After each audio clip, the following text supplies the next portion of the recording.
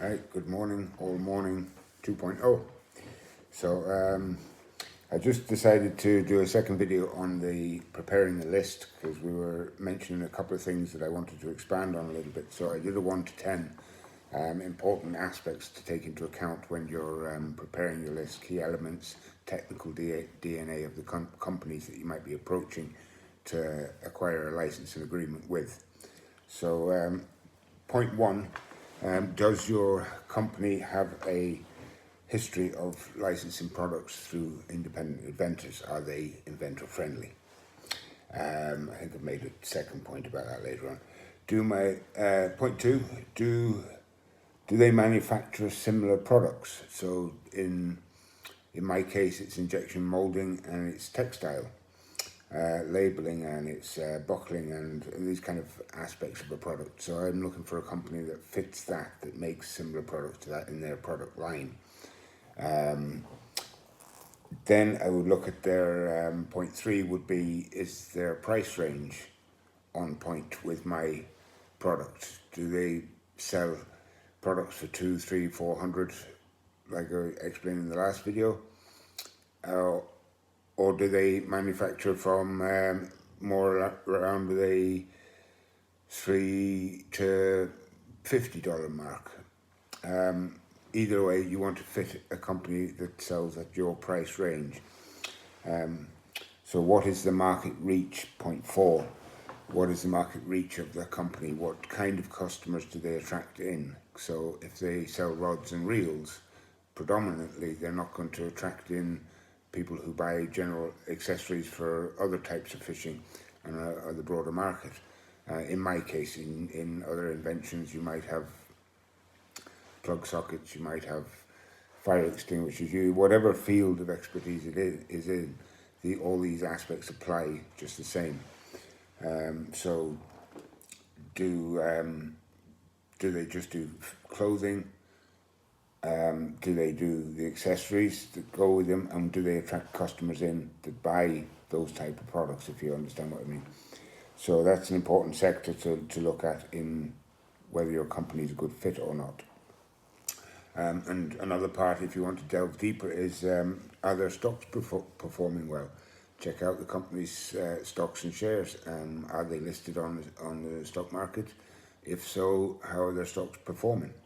Often when a company, if their stocks are flat, they might need new products to launch new products in order to get that stock value to rise and keep shareholders happy. So there's a very important aspect, a very detailed look into that side of it.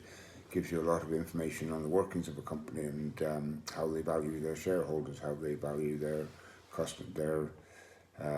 licensees, if you like. So very important. And who are their competitors? Another point six, what other companies are competing in that market? That would also be part of the stocks and shares question. And what kind of products do those other companies push out there? So we can move on to number 7. I think I mentioned it earlier. It's kind of what are their track records in their license friendliness with other products, and how successful have they been in the past? And when was their point 8 would be, when was their recent launch? So have they recently launched products, and how do they generally do that? Because that will be a proven model and a sales model, and if that would suit, if their sales model and the marketing model suits your product, it's an easy fit for them.